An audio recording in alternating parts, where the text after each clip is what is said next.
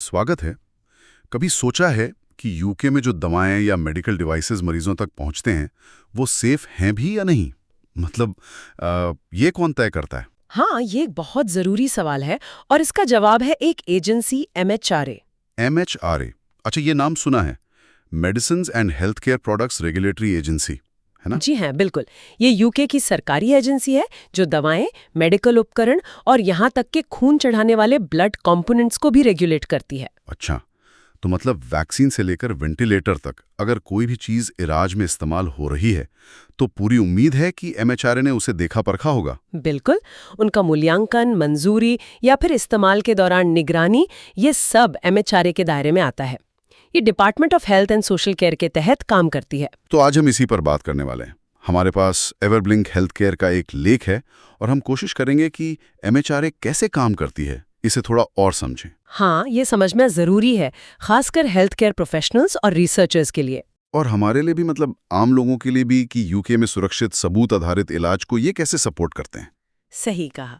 देखिए, MHRA का मुख्य उद्देश्य ये पक्का करना है कि यूके में जो भी मेडिकल प्रोडक्ट्स उपलब्ध हैं वो सुरक्षित हों, असरदार हों और उनकी क्वालिटी सही हो। तो इनके मुख्य काम क्या क्या हुए फिर? देखिए, कई सारे काम हैं। सबसे पहले तो दवाओं को बाजार में इस्तेमाल के लिए मंजूरी देना, फिर मेडिकल डिवाइस और डायग्नोस्टिक किट्स, उन पर नजर रखना। अच्छा। और एक बहुत जरूरी काम है, अगर किसी दवा या डिवाइस से कोई नुकसान होता है, जिसे एडवर्स इवेंट कहते हैं, या कोई प्रोडक्ट ठीक से काम नहीं करता, तो उसकी निगरानी करना। इसके लिए शायद वो येलो कार्ड स्कीम है, मैंने सुना है इसके बारे में। हाँ, बिल्कुल सही, येलो कार्ड स्कीम। इसके जरिए डॉक्टर्स, हेल्थ केयर प्रोफेशनल्स, यहाँ तक कि मरीज भी साइड इफेक्ट्स या प्रॉब्लम रिपोर्ट कर सकते हैं। अच्छा, ये तो बहुत अच्छा सिस्टम है। जी।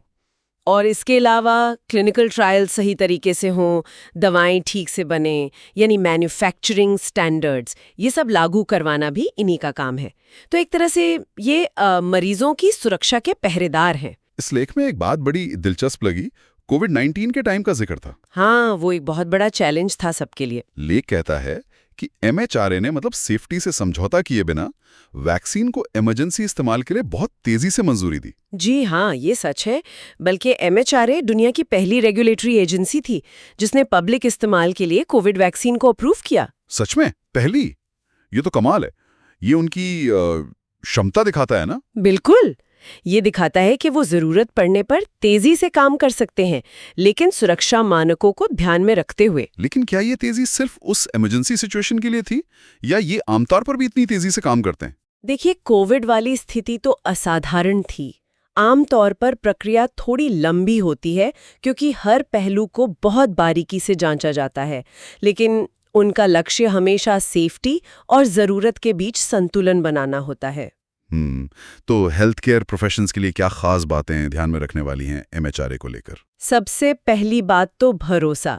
अगर कोई दवा MHRA से अप्रूव्ड है तो प्रोफेशनल्स उस पर भरोसा कर सकते हैं क्योंकि वो बहुत सख्त जांच से गुजर चुकी होती है। और वो येलो कार्ड स्कीम? हाँ, उसका इस्तेमाल करना बहुत जरूरी है। साइड इफेक्ट्स या किसी डिवाइस में खराबी दिखे तो जरूर रिपोर्ट करें।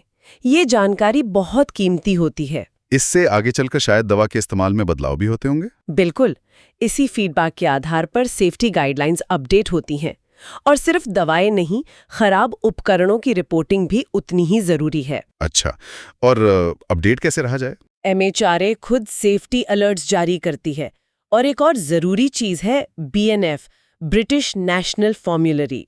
ये डॉक्टरों के लिए दवाओं की स्टैंडर्ड गाइड है, इन पर नजर रखनी चाहिए। ये तो हुई प्रोफेशनल्स की बात, लेकिन जाहिर है एजेंसी के सामने अपनी चुनौतियां भी होंगी। हाँ, बिल्कुल है। आजकल मेडिकल साइंस बहुत तेजी से बदल रहा है। जैसे नई थेरेपीज आ रही हैं, जीन थेरेपी या फिर आर्टिफिशियल इंटेलिजेंस वाले डायग्नोस्टिक टूल्स। अब इनको समझना, इनके लिए नियम बनाना, ये आसान नहीं है। हाँ, ये तो मुश्किल लगता है। और फिर आजकल दवाएं और उपकरण सिर्फ यूके में नहीं बनते, पूरी दुनिया से आते हैं।